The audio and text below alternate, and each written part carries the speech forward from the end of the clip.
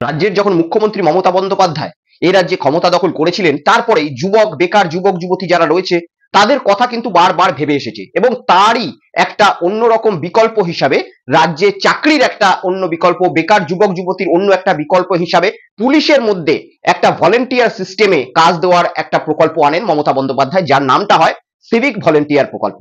এই সিভিক ভলেন্টিয়ারের মাধ্যমে বহু বেকার যুবক যুবতীরাও যেরকম কাজ পায়, আবার পুলিশেরও অনেকটা হেল্প হতে থাকে, যে যখন পশ্চিমবঙ্গের এত বিপুল জনসংখ্যা এবং সীমিত পুলিশ সংখ্যা রয়েছে, সেই পুলিশরা কিছু হেল্পিং হ্যান্ড পেয়ে যায় তাদেরকে সাহায্য করার জন্য নানা রকম কাজে।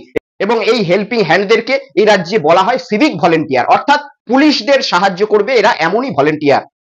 কিন্তু এই সিভিক ভলেন্টিয়ারই এখন পশ্চিমবঙ্গের সরকারের অন্যতম একটা কাঁটা হয়ে দাঁড়িয়েছে গলায়। কারণ এই সিভিক ভলেন্টিয়ার নামে যে ভলেন্টিয়ারদের পুলিশের আওতায় রাখা হয়েছে, তারা কিন্তু এক একটা জায়গায় বলবো না, বেশি বেশি ক্ষেত্রে ম্যাক্সিমাম জায়গায় এই সিভিক ভলেন্টিয়ার মানুষের সহায়তা করার থেকে, মানুষের পাশে দাঁড়ানোর থেকে মানুষকে শোষণ করাটা বেশি ভালো শিখে গিয়েছে। তারা কিন্তু বিভিন্ন জায়গায় মানুষকে যে সাহায্য দেওয়ার কথা, পুলিশের পাশে দাঁড়িয়ে পুলিশকে যে সাহায্য দেওয়ার কথা, সেই সব না করে তারা কিন্তু বাজে জিনিসটা আগে দখল করে নিয়েছে। কিভাবে আমরা মানুষকে ভয় দেখিয়ে শোষণ করব, কিভাবে নিজের পকেট ভরাবো, এবং এক একটা সিভিক ভলেন্টিয়ারের আবভাব এমন জায়গায়, এমন পরিস্থিতিতে পৌঁছে গেছে যে তারা জেলার এসপি না আদে সিভিক ভলেন্টিয়ার সেটাও আপনারা ধরতে পারবেন না।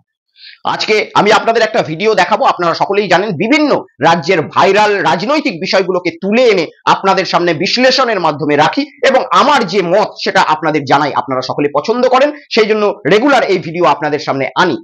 তাই আজকে সেরকমই একটি ভিডিও নিয়ে এসেছি। আজকে মালদার 3 জন সিভিক ভলেন্টিয়ারের অপকর্ম দেখাবো, যে সিভিক ভলেন্টিয়ারদের একসময় মমতা বন্দ্যোপাধ্যায় বেকার যুবক যুবতীদের স্বার্থে কাজে লাগানোর ব্যবস্থা করে রুজি রোজগারের ব্যবস্থা করেছিলেন, সেই সিভিক ভলেন্টিয়াররাই মমতা বন্দ্যোপাধ্যায়ের সরকারের মুখে কালি লাগানোর জন্য যথেষ্ট পরিমাণে উঠে পড়ে লেগেছে। আমি প্রথমেই সেই ভিডিও আপনাদেরকে দেখাই, দেখুন। মারছো কেন? ওকে মারছো কেন? মারছো কেন? তোরা কি দাদাগিরি দেখাচ্ছ? তোরা কি দাদাগিরি দেখাচ্ছ? দাদাগিরি দেখাচ্ছ? একটা ড্রাইভারকে হাত মারছে, দেখো একটা ড্রাইভারকে মারছে, একটা ড্রাইভারকে মারছে এই সিভিল, এই 4টা সিভিল, 3টা সিভিল একটা ড্রাইভারকে মারছে। গরুর গাড়ি কি চুরি করা আছে এখানে? এখানে কি চুরি করা আছে? এই তিনজন দেখো জবরদস্তি করে সবাই মারছে। এখানে দেখো একটা ড্রাইভারকে অনেক মারেছে এরা, দেখো এখানে একটা ড্রাইভারকে 3 জন মারলো, 3 জন। এই গাড়িটা কি গাড়ির কাগজ ফেলাছে? কি গাড়ির কাগজ ফেলাছে? এই গাড়িটা দেখে নাও। তিনটা সিভিলে মেরেছে। একটা ড্রাইভারকে মেরেছে, আমাকে মেরেছে। এবার দেখাচ্ছি। মালদার একটি হাটে এই গাড়িটি যাচ্ছিল, এবং এই গাড়ির ড্রাইভারকে কি ব্যাপকভাবে মারা হচ্ছে পুলিশ ক্যাম্পে ঢুকিয়ে, সিভিক ভলেন্টিয়ারদের ক্যাম্পে ঢুকিয়ে। কারা মারছে? সিভিক ভলেন্টিয়াররা মারছে। সিভিক ভলেন্টিয়ারের কাজ কি এই রাজ্যে সিভিক ভলেন্টিয়ারকে কি প্রভিশন দেওয়া হয়েছে, কি কাজ দেওয়া হয়েছে? এই রাজ্যে সিভিক ভলেন্টিয়ারদের কাজ হচ্ছে শুধুমাত্র পুলিশদেরকে সাহায্য করা, এবং এই রাজ্যের যারা নাগরিক রয়েছে তাদের পাশে দাঁড়ানো, তাদেরকে সাহায্য, একটা ভলেন্টিয়ার হিসাবে কাজ করা। অর্থাৎ কোথাও লাইন মেনটেন করা, কোথাও ভিড় হয়ে গেছে সেই ভিড়টাকে সামলানো, কোথাও গাড়ি চলাচলে অব্যবস্থা হচ্ছে সেই গাড়ি চলাচলের রাস্তাটা যাতে ট্রাফিকিং এ ভালো হয় সেই সমস্ত দেখা, বা কোথাও গ্রামে গঞ্জে কোনো সাহায্যের দরকার মানুষের, সেই মানুষের পাশে দাঁড়ানো। এই সমস্ত কাজ হচ্ছে প্রকৃত অর্থে সিভিক ভলেন্টিয়ারের কাজ, পুলিশকে একটু রকম সাহায্য করা। কিন্তু বর্তমান যুগে আমরা বিভিন্ন ক্ষেত্রে দেখছি সিভিক ভলেন্টিয়াররা এক একটা পুলিশ আধিকারিকের থেকেও বেশি উপরে উঠে গিয়েছে, এবং তারা নিজেদের ডিউটি ভুলে গিয়ে তারা কি কাজ করছে? কোথাও গাড়ি ধরছে, কোথাও গাড়ির বাইকের চাবি পকেটে তুলে নিয়ে চলে যাচ্ছে, কোথাও আবার গাড়ির চালান নিজেরাই কাটছে, কোথাও আবার সেই অনলাইন চালান বুক যেগুলো বেরিয়েছে সেই অনলাইন চালানের মেশিনগুলো নিজেদের হাতেই রাখছে এবং তারা নিজেরাই চালান কাটছে। কোথাও আবার রাতের অন্ধকারে বাইপাসের ধারে দাঁড়িয়ে লরি থেকে টাকাও তুলছে এই সমস্ত সিভিক ভলেন্টিয়াররা। যদি তাদেরকে না দেওয়া হয় সেই টাকা, তার পরিস্থিতি কি দাঁড়াতে পারে সেটা এই ভিডিওতে পরিষ্কারভাবে আপনারা দেখতে পাচ্ছেন। গণপিটুনি চলছে, সিভিক ভলেন্টিয়াররা ধরে নিয়ে গিয়ে সেই ড্রাইভারকে গণপিটুনি দিচ্ছে।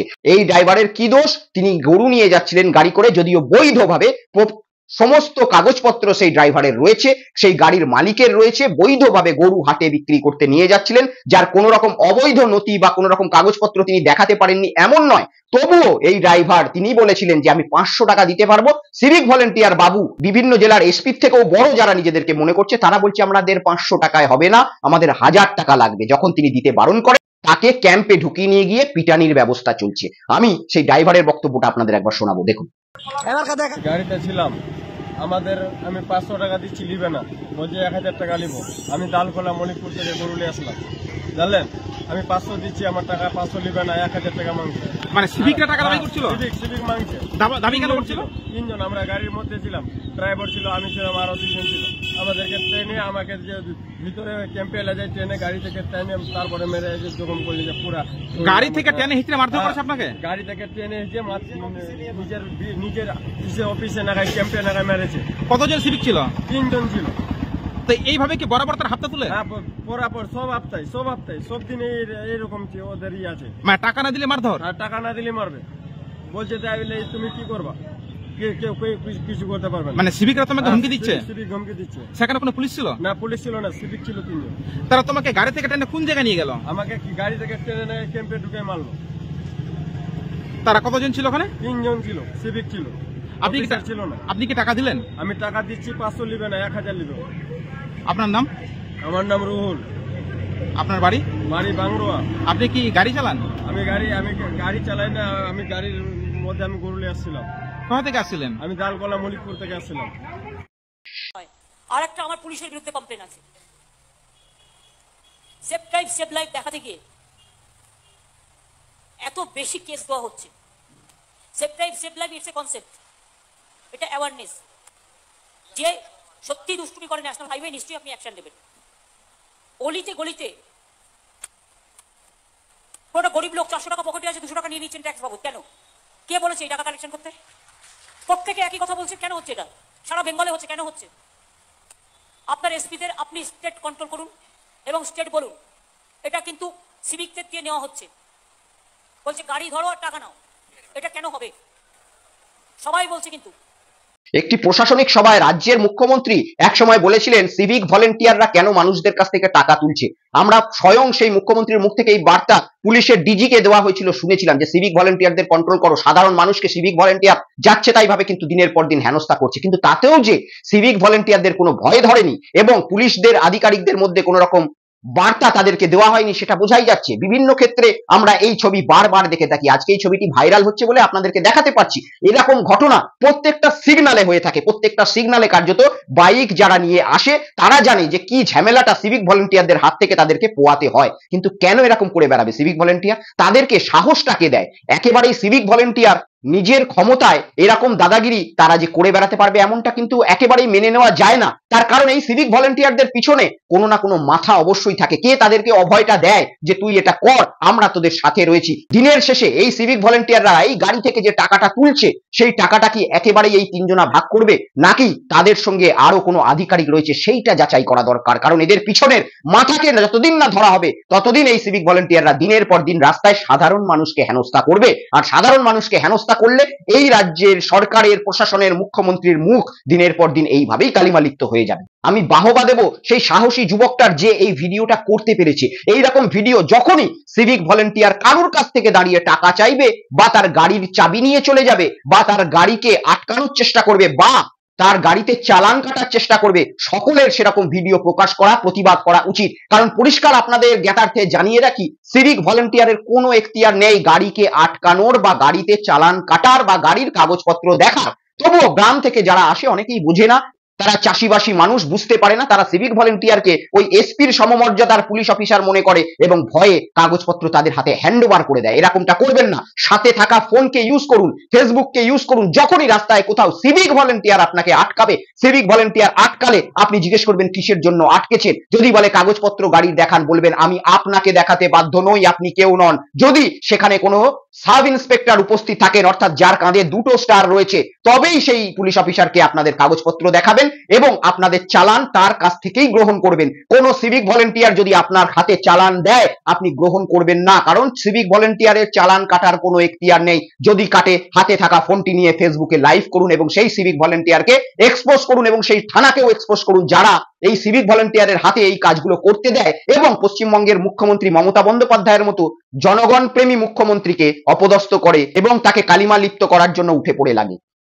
আমি আপনাদের জানিয়ে রাখি, মালদার এই ঘটনার পেছনে পুলিশ প্রশাসন নড়ে চড়ে বসেছে এবং এই যে 3 সিভিক ভলেন্টিয়ার রয়েছে যাদের ছবি আপনারা দেখেছেন এবং দেখতেও পাচ্ছেন, সেই 3 সিভিক ভলেন্টিয়ারকে ক্লোজ করা হয়েছে। আমি ক্লোজ বলবো না, এই 3 সিভিক ভলেন্টিয়ারকে একেবারে হেফাজতে নিয়ে তাদের এগেইনস্টে আইনানুগ ব্যবস্থা নেওয়া হোক, কারণ এরা একটি ব্যক্তিকে একেবারে মারার চেষ্টা করেছে। এই ব্যক্তি আহত কেন, মৃত পর্যন্ত হতে পারতো, তাই তার এগেইনস্টে অ্যাটেম্পট টু মার্ডারের কেস লাগিয়ে এই 3 সিভিক ভলেন্টিয়ারকে জেলে পড়া উচিত, এটা আমি বলবো। শুধু ক্লোজ করলে হবে না। তবে শুধু সিভিক ভলেন্টিয়ারকে একা দোষ দেবো না, আমি সেই সমস্ত মানুষদেরও দোষ দেবো যারা এদের লোভটাকে দিনের পর দিন বাড়িয়ে তুলেছে। কারণ বহু মানুষ কোন রকম ঝামেলা এড়ানোর থেকে তাদের হাতে 200-500 টাকা দিয়ে দেওয়াই পছন্দ করে।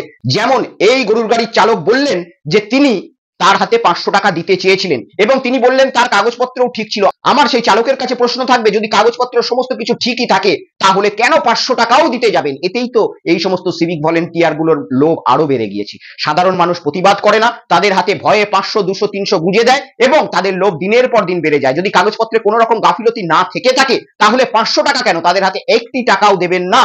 যদি এমনটি করে, আপনাদের হাতে এখন পুলিশ প্রশাসনের থেকেও বেশি শক্তি রয়েছে, হাতে স্মার্টফোন রয়েছে, ক্যামেরা ব্যবহার করুন, ফেসবুক ব্যবহার করুন, লাইভ করুন, সাথে সাথে আপনাদের গুগলে সার্চ করুন যে সেখানকার নিকটবর্তী এসপি অফিসের নাম্বার কি এবং এসপি অফিসকে কমপ্লেন করুন, নিশ্চিত এসপি ব্যবস্থা নেবেন।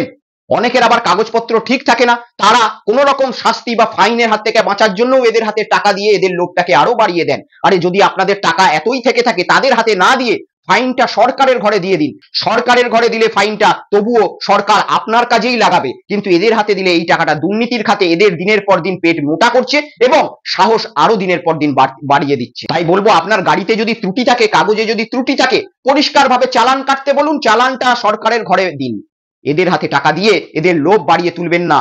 আজকে এরা লোভ পেয়ে পেয়ে এমন জায়গায় পৌঁছেছে, নিজেদেরকে জেলার এসপি, সুপারিনটেন্ডেন্ট অফ পুলিশ, কেউ কেউ এসডিপিও, কেউ কেউ থানার আধিকারিক, কেউ কেউ বড়বাবু নিজেদের মনে করছে। তাই এদেরকে প্রতিরোধ করার জন্য রাস্তায় রাস্তায় যখনই গাড়ি ধরবে আপনারা বলবেন আপনাদের কোনো অধিকার নেই। আপনাদের এখানে যে সাব ইন্সপেক্টর রয়েছেন, দরকার হলে আমি তার সাথে কথা বলবো। উনি যদি বলেন আমার কাগজপত্র পরীক্ষা করুন, উনি যদি নিয়ম মাফিক আমাকে ফাইন কাটেন, আমি ফাইন দেবো। আপনাদের আমার গাড়ির চাবি খোলার কোনো তিয়ার নেই। যদি এমনটা করে, হাতের ফোন নিয়ে তাদেরকে এইভাবেই ভাইরাল করুন, যেভাবে এই যুবকটি ভাইরাল করেছে। তার সাহসিকতাকে আমি স্যালিউট জানাই। আজকে এই ভিডিও ব্যাপকভাবে শেয়ার করুন এবং প্রত্যেক মানুষকে জানান যে সিভিক ভলেন্টিয়ার কি পারে আর কি পারে না।